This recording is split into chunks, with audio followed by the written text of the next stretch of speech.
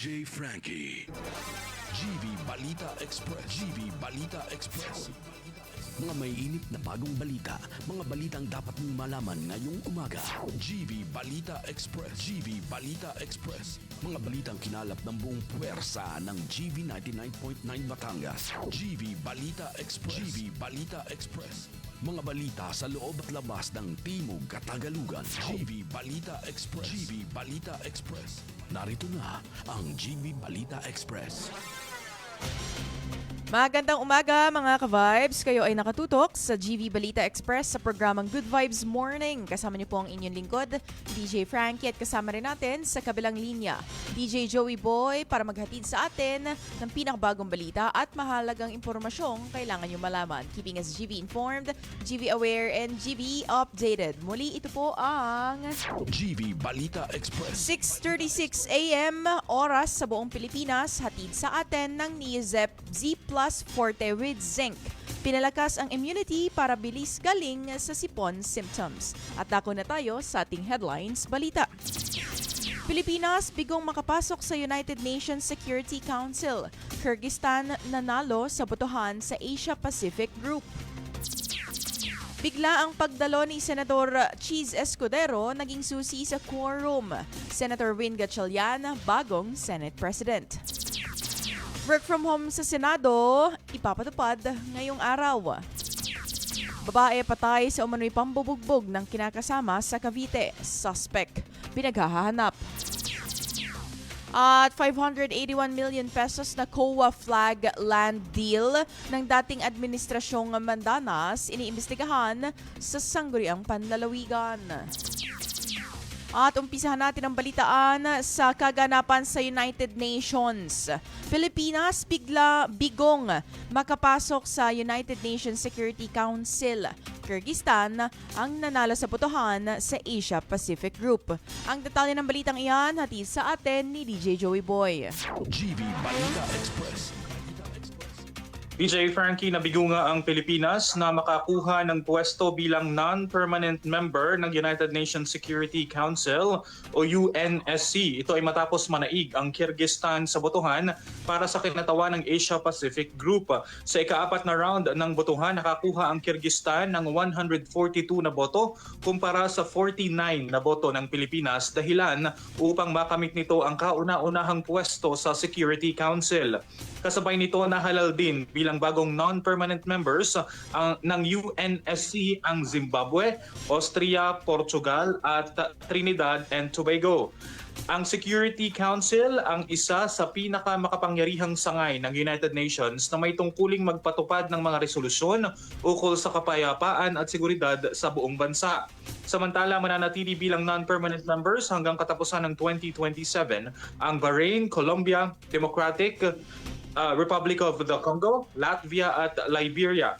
Ang 5 permanenteng miyembro naman ng Security Council ay ang China, France, Russia, United Kingdom at United States. Para sa GV Balita Express, ito si DJ Joey Boy sa GV 99.9, your good vibes. Maraming salamat DJ Joey Boy. Update naman tayo sa Senado. Bigla ang pagdalo ni Senador Cheese Escudero naging susi sa quorum. Senator Win Gatchalian, bagong Senate President. Para sa detalye ng balita. GV Balita Express. Naging sentro ng atensyon ang bigla ang pagdalo ni Sen. Francis Cheese Escudero sa plenaryo ng Senado matapos itong magbigay daan sa pagkakaroon ng quorum at tuluyang maiproklama si Senator Sherwin Gatchalian bilang bagong Senate President. Matapos ang 2 araw na pagkaantala sa sesyon dahil sa boycott ng mayorya, dumalo si Escudero na naging daan upang maibalik ang normal na operasyon sa Senado. Sa isinagawang botohan, nahalal si Gatchalian at kalaunay kinilala bilang bagong Senate President, kapalit ni Senator Loren Legarda. Kinilala naman ng Malacanang ang pagbabago sa liderato ng Senado. Ayon kay Palace Press Secretary Claire Castro, naaayon sa batas at rule of law ang naging proseso at iginagalang ng palasyo ang pasya ng bagong mayorya.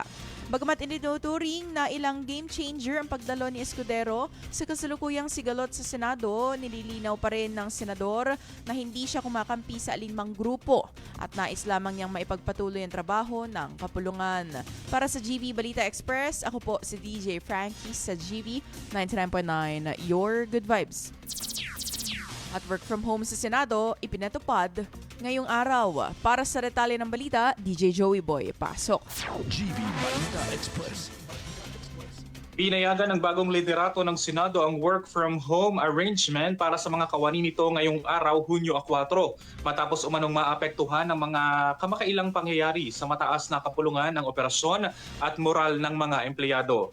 Ayon kay Senator Sherwin Gatchalian, layunin ng hakbang na mapanatili ang pagiging neutral ng bureaucracy ng Senado habang nagpapatuloy ang mga pagbabago sa liderato at reorganisasyon ng mga komite. Kasabay nito, iginit naman ni Senator Alan Peter Cayetano na mananatiling bukas ang Senado at tuloy ang mga nakatakdang pagdinig kabilang ang hearing ng Blue Ribbon Committee. Sinabi niyang may otoridad pa rin siya sa mga pasilidad ng Senado at hindi dapat maantala ang gawain ng institusyon. Samantala, iniuugnay ng kampo ni Gatchalian ang pansamantalang kawalan ng official business sa mga pagbabagong naganap sa liderato ng Senado nitong mga nakalipas na araw. Sa gitna naman ng sigalot, iniulat ni Senator Erwin Tulfo na ang bagong namumuno sa Blue Ribbon Committee matapos ang reorganisasyon ng mayorya. Patuloy namang binabantayan ang mga susunod na hakbang ng magkabilang kampo habang isinusulong ang pagpapatuloy ng mga gawain sa Senado. Para sa GV Balita Express, ito si DJ Joey Boy sa GV 99.9, Your Good Vibes. Sa kabilang banda, operasyon at mga pagdinig sa Senado tuloy ayon kay Senator Cayetano. Para sa detalye ng balita, GV Balita Express. iginiit ni Alan Peter Cayetano na magpapatuloy ang operasyon ng Senado at ang nakatakdang pagdinig ng komite kabilang ng ipinatupad na work from home arrangement ng company Sherwin Gatchalian. Sa memorandum na inilabas noong Hunyo 3, sinabi ni Cayetano na patuloy niyang gagampanan ang tungkulin bilang pinuno ng Senado at titiyakin daw maipagpapatuloy ang gawain ng kapulungan. Kabilang sa mga nakatakdang aktibidad ng pagdinig ng Blue Ribbon Committee na dating pinamunuan ni Pia Cayetano bago ito mailipat sa pamumuno ni Erwin Tulfo kasunod ng mga pagbabago sa mayorya. Inatasan din ni Cayetano ang mga opisyal at empleyado ng Senado na magbigay ng kanilang suporta sa lahat ng committee hearings kabilang ang koordinasyon sa mga resource person, testigo at iba pang panauhin. Binibigyan diin na mananatiling umiiral lahat ng security at access protocols para sa mga pagdinig alinsunod sa mga direktiba ng Office of the Senate President at mga komite. Kasabay nito, pinayuhan ang lahat ng kawani ng Senado na ipagpatuloy ang kanilang mga tungkulin alinsunod sa kanilang sinumpaang serbisyo, umiiral na batas at mga alituntunin ng civil service. Dumating ang memorandum sa gitna ng nagpapatuloy na tensyon sa Senado kasunod ng mga pagbabagong isinasagawa sa liderato ng kapulungan nitong mga nakaraang araw. Para sa GV Balita Express, ako po si DJ Frankie sa GV 99.9, Your Good Vibes. Para naman sa ating balitang lokal, 7 patay kabilang ang buntis sa banggaan ng SUV, tricycle at bus sa San Juan, Batangas. Nasa kabilang linya pa rin, DJ Joey Boy. Para sa detalye, DJ Joey Boy, ibalita mo. GV Balita Express. 7 katao nga kabilang ang 1 buwang buntis ang nasawi habang 2 naman ang sugatan sa malagim na banggaan ng SUV, tricycle at isang coaster bus sa barangay Abong sa San Juan, Batangas nitong Martes ng hapon. Ayon sa pulisya, binabagtas ng isang SUV ang kalsada nang bigla umano itong kumabig pakaliwa at masakop ang kabilang linya dahilan upang mabangga ang kasalubong na tricycle na may sakay na 9 na katao. Sa lakas ng salpukan, wasak ang tricycle at tumilapon ang mga sakay nito. 5 sa mga biktima ang agad na nasawi habang 2 pa ang idineklarang dead on arrival sa magkakahiwalay na ospital. Kabilang sa mga nasawi ang 22 anyos na si Shaina Laika Dolon na 2 buwang buntis kasama ang 6 pang pasahero ng tricycle na pawang mga residente ng San Juan, Batangas. Sugatan naman ang isang 2 taong gulang na bata at isang 62 anyos na babae na patuloy na nagpapagaling sa ospital. Nadabay rin sa insidente ang isang coaster bus na kasunod ng SUV. Bahagya namang nasugatan ang driver nito. Sa kasalukuyan ay nasa kustodiya na ng kapulisan ang mga driver ng SUV at ng bus habang nagpapatuloy ang investigasyon upang matukoy ang pananagutan sa aksidente. Para sa GV Balita Express, ito si DJ Joey Boy sa GV 99.9, Your Good Vibes. Sa pagpapatuloy ng ating balita, babae patay sa umano'y pambubugbog ng kinakasama sa Cavite. Suspect pinaghahanap. Para sa detalye ng balita, GV Balita Express. patay ang isang babae matapos umanong bugbugin ng kanyang kinakasama kasunod ng kanilang pagtatalo habang nagiinuman sa loob ng kanilang bahay sa Barangay Poblacion 1, General Mariano Alvarez. Ayon sa ulat, 12:50 ng madaling araw nang matagpuan ng isang kamag-anak ang biktimang kinilala bilang si Chelsea na wala ng buhay at duguan sa kanilang tahanan. Bago ang insidente, nagiinuman umano ang biktima at ang kanyang live-in partner na kinilala bilang si alias Richard. Ayon sa kapitbahay, narinig nila ang matinding pagtatalo at sigawan na dalawa.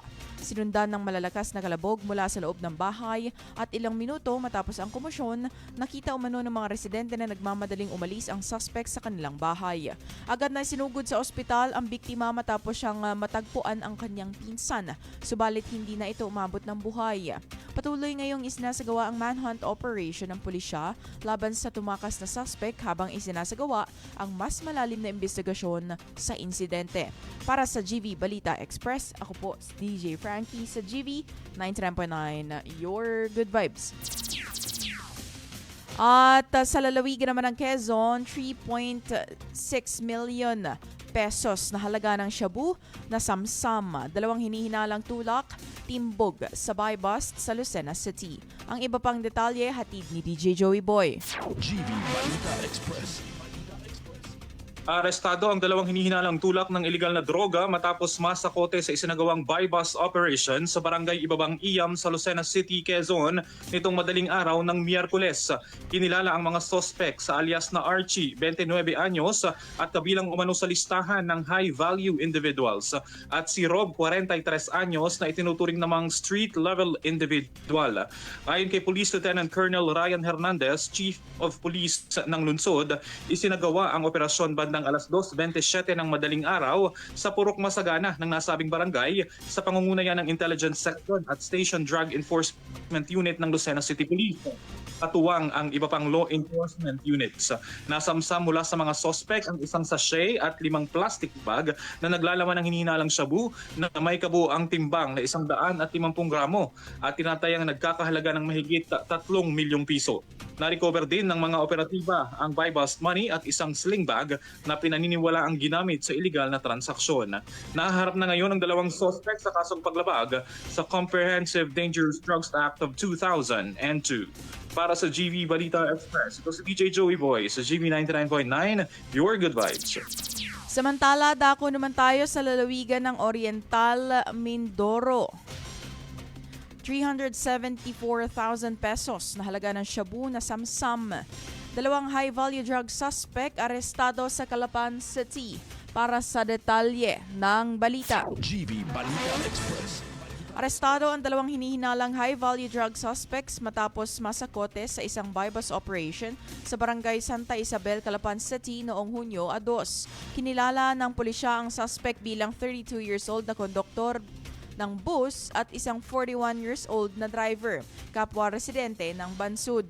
Ayon sa mga otoridad, nahuli ang 2 matapos umanong magbenta ng ilegal na droga sa isang undercover operative sa isinasagawang joint operation ng Philippine Drug Enforcement Agency Mimaropa at Philippine National Police Drug Enforcement Group at ng Calapan City Police Station.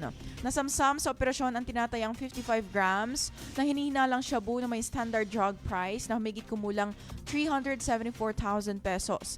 Na-recover din ang marked money, drug paraphernalia, communication equipment at isang high-ace van na pinaniniwala ang ginamit sa ilegal na aktibidad.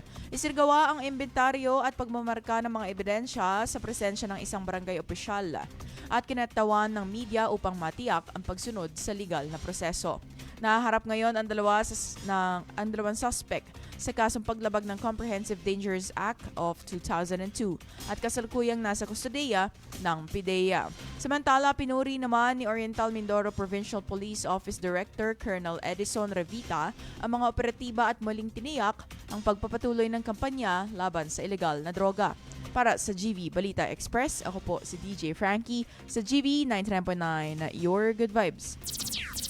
Balik dito tayo sa Batangas mga ka-vibes. 581 million pesos na COA flag land deal ng Administrasyong Mandanas iniimbestigahan ng sangguniang panlalawigan. Ang detalye ng balita, ulat ni DJ Joey Boy. GV Balita Express.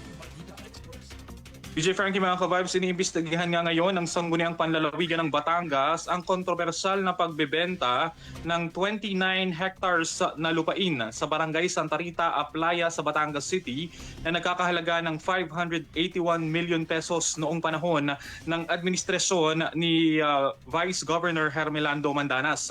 Sa joint committee hearing ng mga komite sa Laws and Ordinances at Oversight and Special Concerns, tinalakay ang mga natuklasan ng Commission on Audit o COA kaugnay ng transaksyon.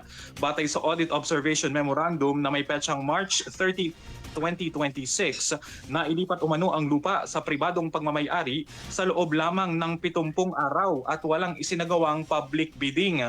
Ayon sa COA, isinagawa ang transaksyon sa pamamagitan ng isang development contract at deed of absolute assignment na umano'y nakaiwas sa mga rekisito ng public bidding at prior approval ng audit body.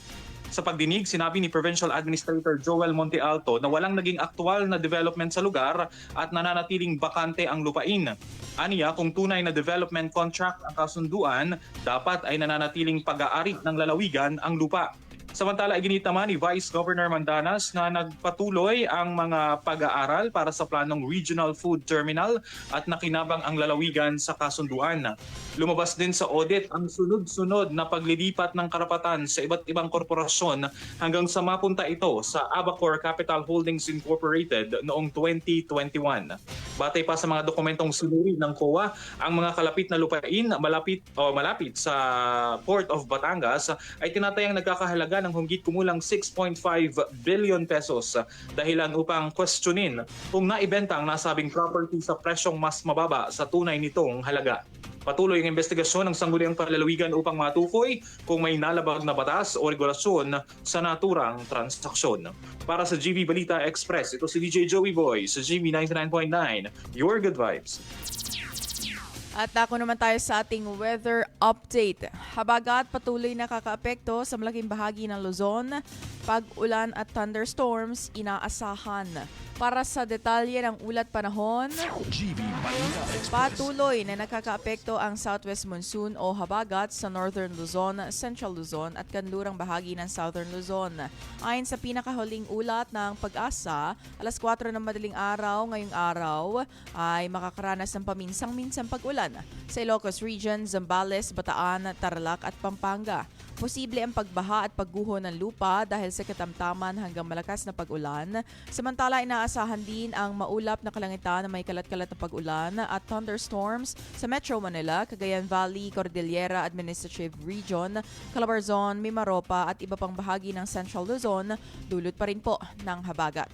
Sa nalalabing bahagi ng bansa, magiging bahagyang maulap hanggang maulap ang kalangitan na may pulupulong pag-ulan o thunderstorms bunsod ng localized thunderstorms. Pinapayuhan naman ang mga residente sa mga lugar na maaapektuhan ng malalakas na pag-ulan na maging alerto sa posibleng flash floods at landslides. Para naman sa mga mangingisda at maliliit na sasakyang pangdagat, asahan ang katamtaman hanggang malakas na hangin at katamtaman hanggang maalon na karagatan sa Northern Luzon, Central Luzon at kanlurang bahagi ng Southern Luzon, kung saan maaaring umabot sa 1.2 hanggang 3.1 meters ang taas ng alon. Para sa GV Balita Express, ako po si DJ Frankie sa GV 99.9, Your Good Vibes. At yan ang kabuuan ng ating balita, hatid sa atin ng Lipa Medics Medical Center. 6:55 a.m. on the clock, Philippine Standard Time. Manatiling nakatutok sa GV 99.9 para kayo ay GV Informed, GV Aware, and GV Updated. Muli, ako po si DJ Frankie at nakasama natin sa kabilang linya, DJ Joey Boy. Dito lamang sa the most influential Good Vibes radio station. Ito po ang GV 99.9, Your Good Vibes. GV Balita Express. GV Magandang Balita umaga po sa lahat na Express. nanonood sa ating Mga may Facebook init na live bagong stream. balita, Maaari mga po rin po balitang kayong dapat mag-online malaman streaming ngayong umaga. sa aming GV Balita online platform na Express. GV GV Balita 999.live. Express. I-type lamang sa Mga inyong mga balitang browser bulsa at ng pakinggan GV kami all day long, 99.9 anytime, Batangas. GV anywhere. Balita God bless Express. everyone GV po. Balita Express. Mga balita sa loob